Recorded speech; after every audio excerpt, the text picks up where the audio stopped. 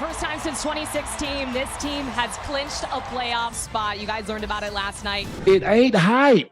They can legitimately play. It ain't like people trying to hype them up. Death threats, I've been sexualized, I've been threatened, I've been so many things, and I've stood strong every single time. Did you catch that eye poke on Caitlin Clark? Everyone's losing their minds over it, but Shannon Sharpe's not having any of it.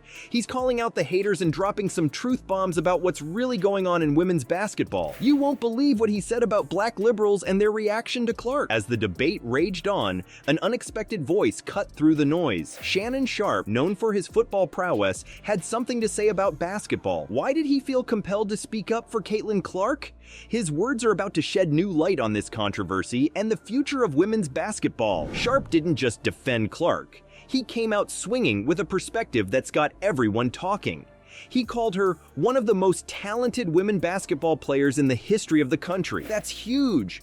But why would a football legend go to bat for a college hoop star? Here's the thing. Sharpe sees something special in Clark. He's calling her box office, and he's not talking about movies. In the sports world, that means she's a superstar who puts butts in seats and eyes on screens, and he's got the receipts to back it up. Sharpe's pointing to skyrocketing attendance and viewership numbers in women's basketball. He's saying, look at the attendance, look at the viewership. It's like Clark's got some kind of magic touch that's making the whole sport more popular. But what about that eye jab? Sharpe's not buying the hype. He's saying it was probably just an accident, the kind of thing that happens all the time in basketball. For myself, like coming in, right off my college season and then coming right to the WNBA, having that reset has been something that I probably haven't had in like a year. And understanding negative things have probably been said about me, but honestly, I'll take that because look where women's basketball is. Did my expectations for one and exceeded a lot of people's expectations of what she could actually do during her rookie season. She was playing the ball, he explained. It's like he's trying to be the voice of reason in all this chaos.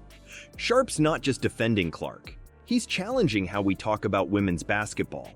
He's saying we should be giving Clark the credit she deserves without taking anything away from the greats who came before her. It's not either or, it's both and. Hold up though.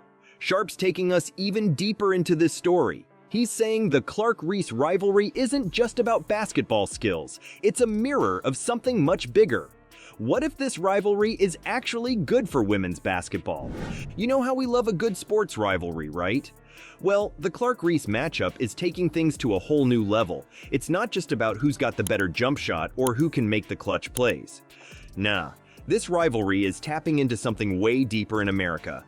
Shannon Sharpe's dropping some truth bombs about why we can't stop talking about Clark and Reese. He's saying, the reason why this relationship, this rivalry is so compelling is because it's what this country is built on. It's black and white. Whoa! That's heavy stuff, right? Think about it. You've got Caitlin Clark, the sharpshooting guard from Iowa, and Angel Reese, the fierce forward from LSU. They're both incredible players, but they've got totally different styles on and off the court. And then her just confidence, you can't help but watch when she plays, where she's shooting from, the range, the confidence, the flair, like she's a performer. We had already been through some adversity throughout the year, missed games, different lineups, so many different things has happened to our team. And we were just built for this moment. And we trusted God and we played together and we're some dogs. Caitlin was throwing the ball away 10 times a game. And I feel like maybe that's the only thing holding her back. And that's where things get interesting. Remember when Reese was getting heat for taunting Clark? Sharpe's pointing out how people reacted to that. And it's like a mirror showing us all our own biases. Some folks were all fired up about it. Others were saying it's just part of the game. It's like everyone saw the same thing but came away with totally different takes. But here's where Sharpe's really blowing minds. He's saying we don't have to pick sides. It's not Team Clark or Team Reese. He's all about giving both players their flowers. Clark's got skills that are off the charts, and Reese is a force to be reckoned with. Why can't we celebrate both? Sharpe's got a point when he says, you need a story, you need this storyline.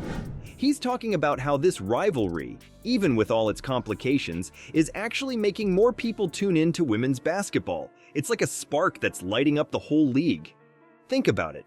When was the last time you saw so many people fired up about a women's college basketball game? This rivalry is getting people talking, tweeting, and tuning in. It's not just hardcore fans anymore. Everyone's got an opinion on Clark and Reese. But here's the real game changer. Sharpe's saying that both Clark and Reese are crucial for growing the league. It's not about one star player carrying the whole sport on her shoulders. Nah, it's about having these incredible athletes pushing each other to be better and bringing more fans along for the ride. It's like Sharpe's challenging us to think bigger.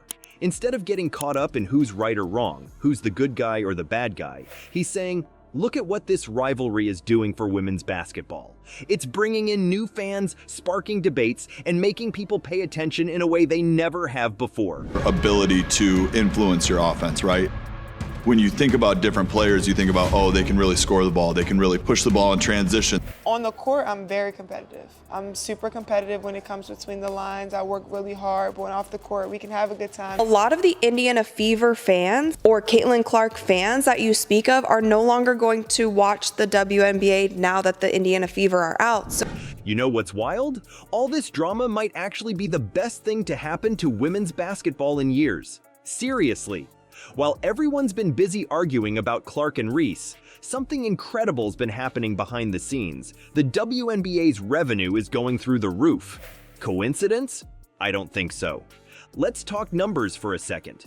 The WNBA's been smashing records left and right. More people are watching, more fans are filling up arenas, and the league's making more money than ever before. And you know who's right in the middle of all this excitement? Caitlin Clark and Angel Reese. These two aren't just great players. They're like human highlight reels. Every time they step on the court, something amazing happens, and people are noticing. It's not just die-hard basketball fans anymore. Everyone's talking about women's basketball, and that's huge. But here's where it gets tricky. Some folks are worried that all this attention on Clark might be overshadowing other players, especially the ones who came before her. It's like they're saying, hey, what about all the greats who built this league?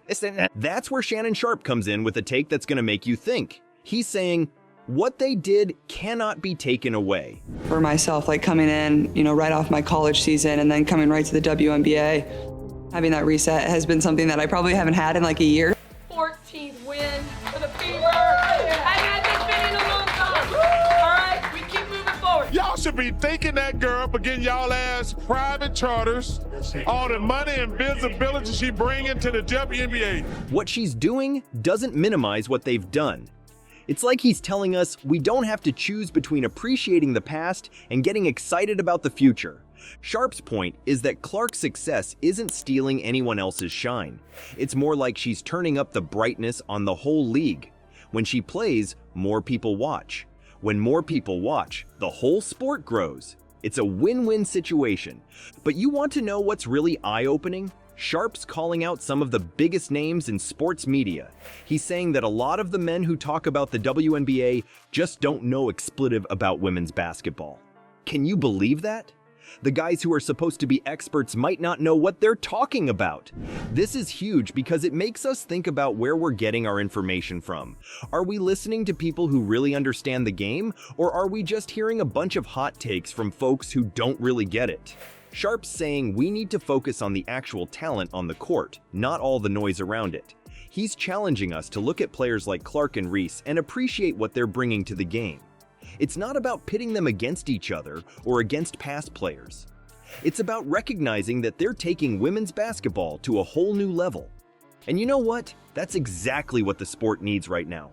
More excitement, more fans, more people talking about how amazing these athletes are. It's not just about one player or one rivalry. It's about elevating the entire sport. Think about it. When was the last time you saw so many people fired up about women's basketball? This controversy, as messy as it might seem, is actually shining a spotlight on the incredible talent in the league. And that spotlight, it's bringing in new fans, new sponsors, and new opportunities for the sport to grow.